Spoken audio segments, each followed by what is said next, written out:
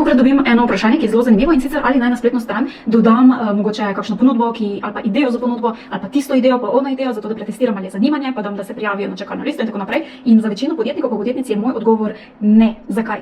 Zdaj ti bom dala en konkreten primer. Predstavljaj si, da imava eno škatlo. In zdaj, če v to škatlo daš veliko, če rečem po domače, krožnje, recimo dodaš neke stare kozarce, pa stare krožnike, pa žlice, pa vilice, pa malo svinčnikov, pa malo papirčkov, ki so ti tam ostali, pa mogoče še kakšna stara oblačila, in potem vmes nekam daš 2 diamantka. Če v to posodo daš veliko te krožnje, potem še gora, bo te diamantka, 2, ki jih daš noter ali pa enega, zelo težko najti.